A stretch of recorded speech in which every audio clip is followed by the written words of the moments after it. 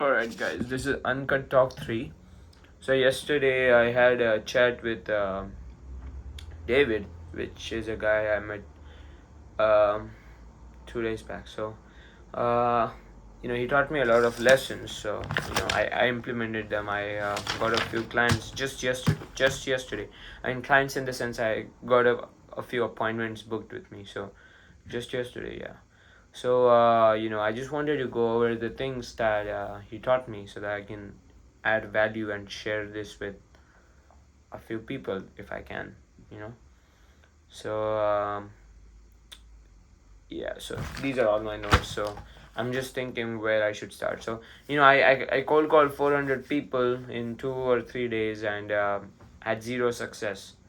And all of the things that I did were wrong. You know, Hello, I'm gonna be honest with you. This is a cold call. I have something to pitch your business. Would you like to hang up now or give me 30 seconds of your time? That's that's good, but that's not something you do. So what he taught me was rapport building. So rapport is very important. So you you talk to them and you talk to them and you talk to them and you ask them questions. Ask questions. That's lesson number one. So ask them meaningful questions. Find out what their pain points are. Find out, qualify them. Find out if they actually need your product. So otherwise, if they're doing like a revenue of $100 a month, or if they're doing a revenue of $500 a month and then they're netting $100, they're not going to spend whatever. They're not going to spend $100 or $200 on your software. So you need to qualify them. So build repo. Also, one thing I noticed was, one thing I've learned is that intention is very important. What's your intention? If your intention is to make money, you're probably going to not make as much money. I mean, if your intention while calling is, yo, I want to sell you this so that I can get your money. That's not how it works. Your intention should be, I mean, it just comes naturally, but your intention, if it changes, it should be, hey, I just want to help you out, man. I just want to actually help you out, help your business grow, and we can talk about money later.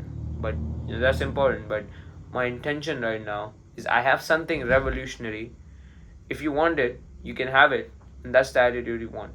You want it, you can have it. If you don't want it, I'm going to go to your competitor and give them that, or the next person. So you'll be having a really good competitive advantage if you have my software, but it's all good if you don't have it. So have that sense of authority over them. And firstly, when you call, hey Jason, hey whatever name, hope you're doing well. So hope you're doing well. So you know there should be an attitude, like the way you say it. Don't just say hope you're doing well. Hey Jason, hope you're doing well. Or there's another thing that he told me, which is mirroring. So mirroring is like, if an old lady answers the phone and she's like, hello, I'm like, hi, hope you're doing well. And if a buff, like, this is literally what David told me. So if a buff guy, big guy, he answers the phone, he's like, hello, I'm like, hello, hope you're doing well. Yeah, like, you just need to mirror them. If they're rude to you, you can be rude to them, but don't be an asshole. Don't be too rude to them. Don't be like, be respectful. So that's also another thing. The main thing that he taught me though was RAC, which is resolve ace close. So all of this comes later, but okay, I'll talk about this later. So first thing is, talk less than them. There should be a competition, like a subconscious competition.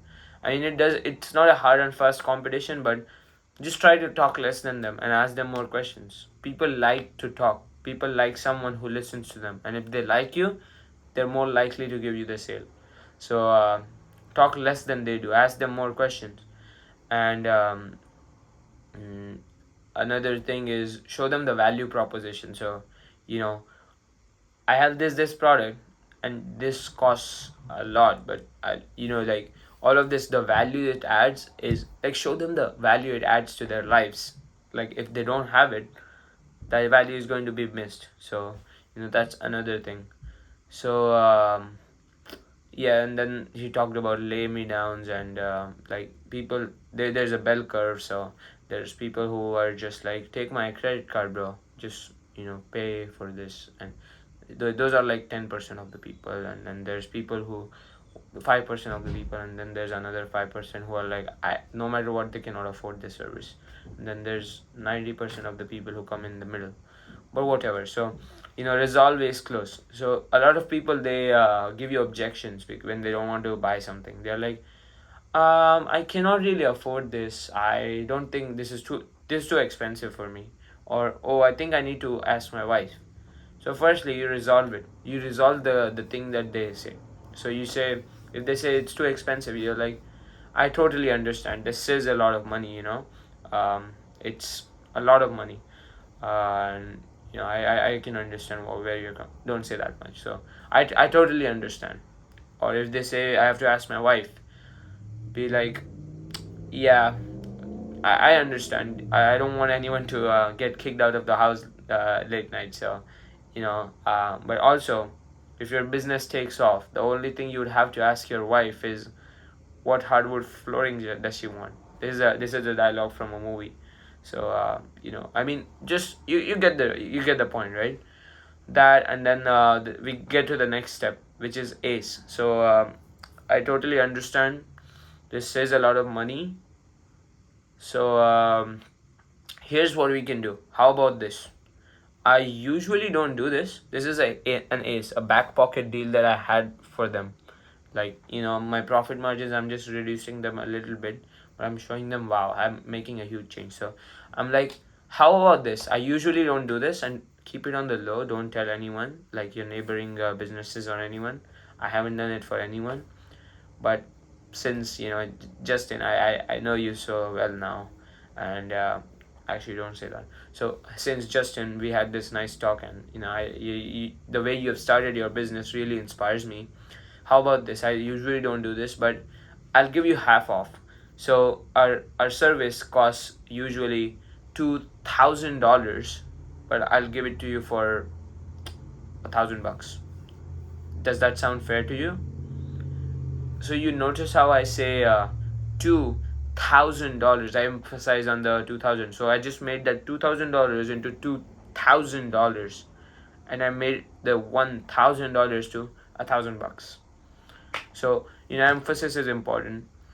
And then when I say, this is the closing line, I say, does that sound fair to you? While nodding my head up and down.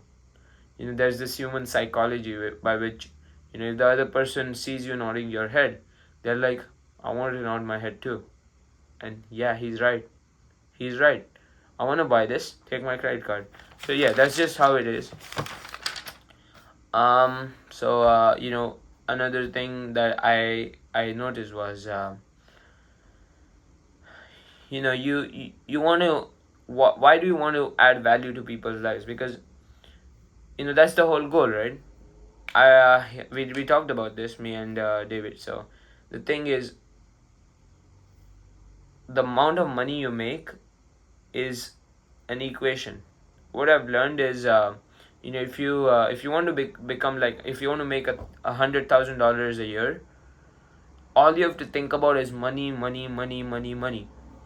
Like, think about money all the time. And or there's some higher paying jobs, but I'm not talking about jobs. So I'm talking about starting something of your own that does 100,000, 100 grand a year. But if you want to do $1 billion a year, or $100 million a year, all you have to think about is, how can I add the most value to the most amount of people? Because this equation says, the amount of money you make, this is David's dad, the amount of money you make is the amount of value you added to people, multiplied by the amount of people you added this value to. So think about it. I think that's very true, because you add a lot of value. There's also this person who works at a fast food store flipping burgers. Why is he getting paid $15 an hour, and another person, another CEO of a huge company that that adds a lot of value to people's lives. Made an app that revolutionized how people shop. That's Jeff Bezos, right? He made an app that revolutionizes how people shop around the world. He added value to people's lives. Tesla, or Elon Musk, he revolutionized uh, electric cars. He was the first one and to introduce self-driving cars, and he did a lot of things with SpaceX.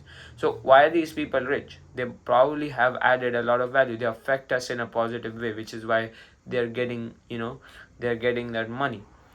I mean, there's illegitimate ways of making money like stealing and fraud and all of that. I'm not talking about those, but that's really it. So I personally, I don't want to settle for 100 grand a year or a million a year. I want to create a huge empire that works, makes a lot of money because it adds a lot of value to people's lives.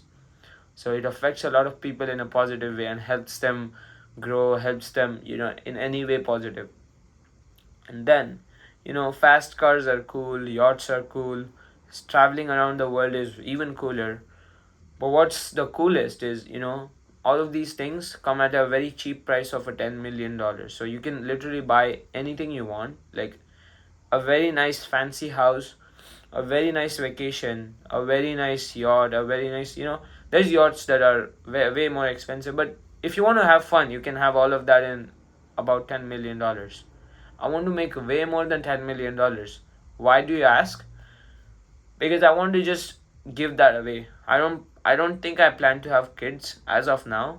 Might change. I don't think I plan to have kids. So, I don't want to leave a legacy for the kids, because even if I have kids, what if the kids turn out to be some people who I'm sure I'm going to put in the effort to not make sure they don't turn into bad people and assholes.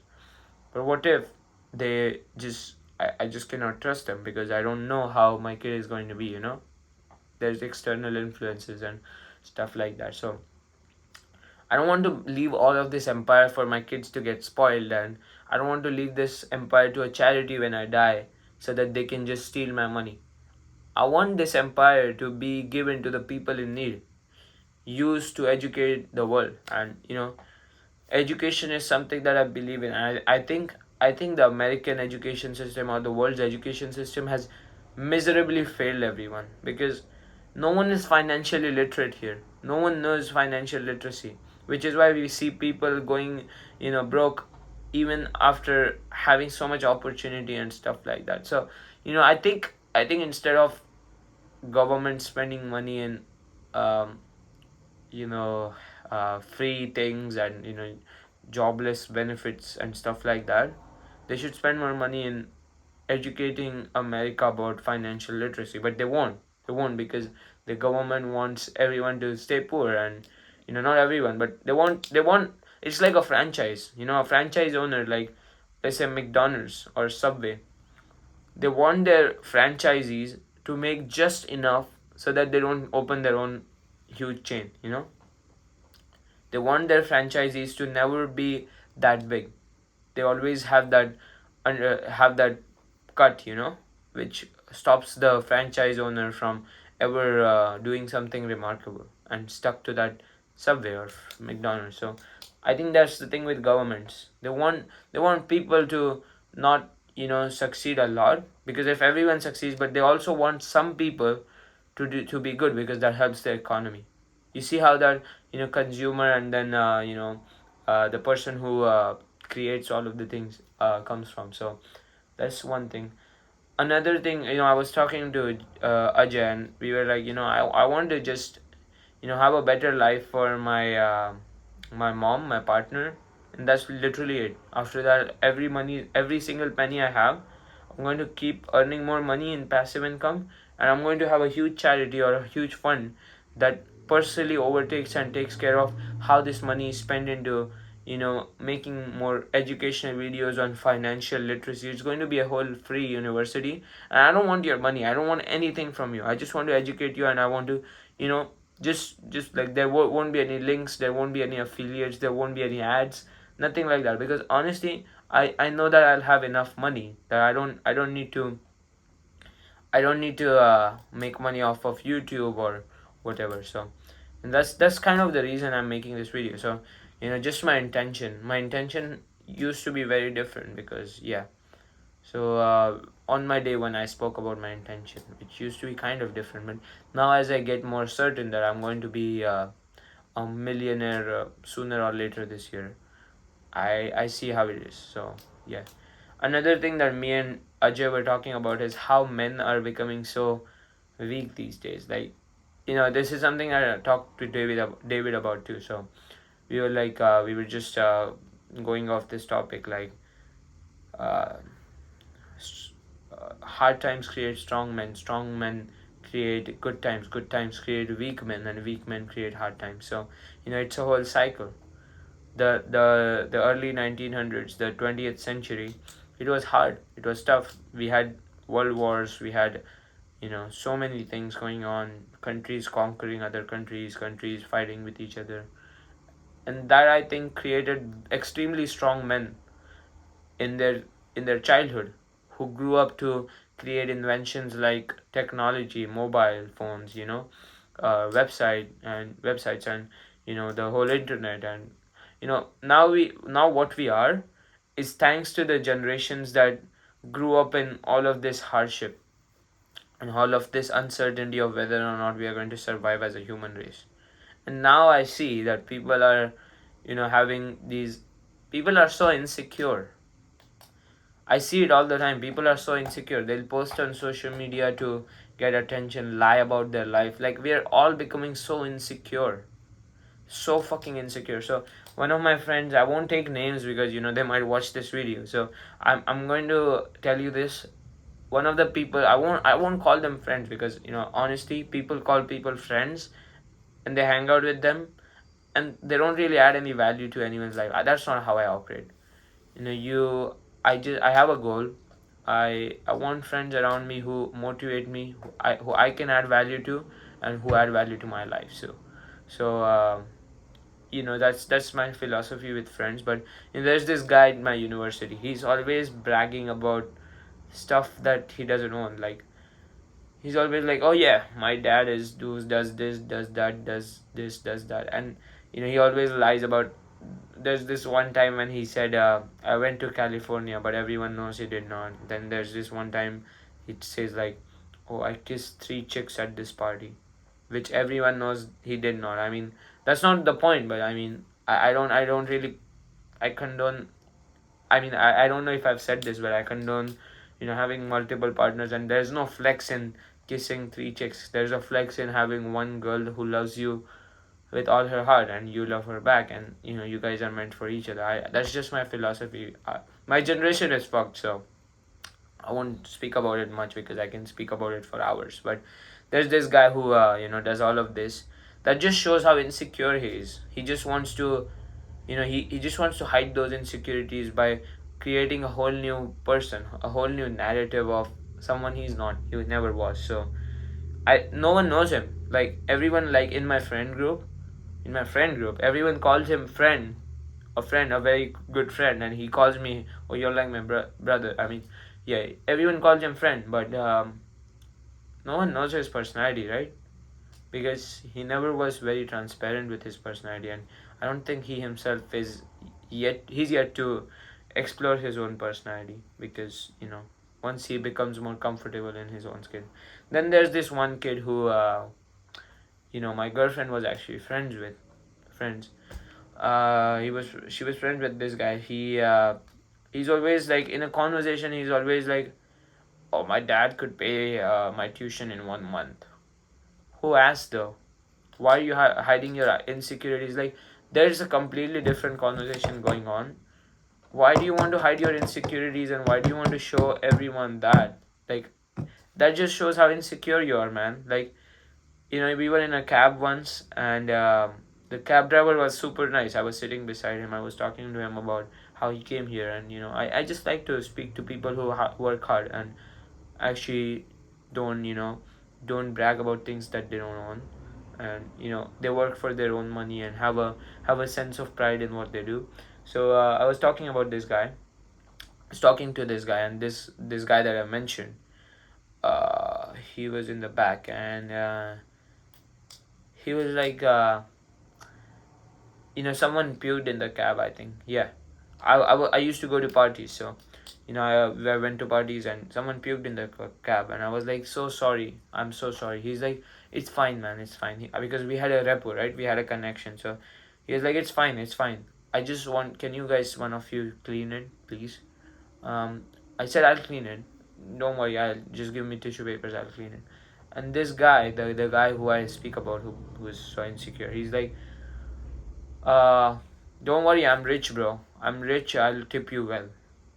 And then this guy was like, "What the fuck does this guy mean? Like, I'm not going to clean the car, but I'm rich and I'll tip you well." Like, I hate these narcissistic guys in school. That's why I hate school, to be honest. These people make me hate school because these people are such degenerates. I don't want to call them names, but these people, they just are so bad at hiding their insecurities, and they're just, I I don't want to. Yeah, it just frustrates me to see how people have changed over the past few years, because yeah, they're not doing anything in life, they're just wasting their life, but they want to call other people as, you know uh, and trust me, this guy is very nice to me, but it just hurts me that someone could be so. Yeah, and everyone knows he's insecure, but everyone chooses to stay friends with him, and that's cool with me. But I don't consider. I choose to distance myself from such people who make me frustrated, because I think about it. I don't want to think about it. I want to do this shit, bro. I don't want to do that. So yeah, that's pretty much it. I want to. I mean, I don't want to. I know that I'm going to create a huge empire, and I just want to make it clear, because now I am in this room. I scoot around in the scooter, and I don't have anything right now. I don't have anything, but I'm building an empire.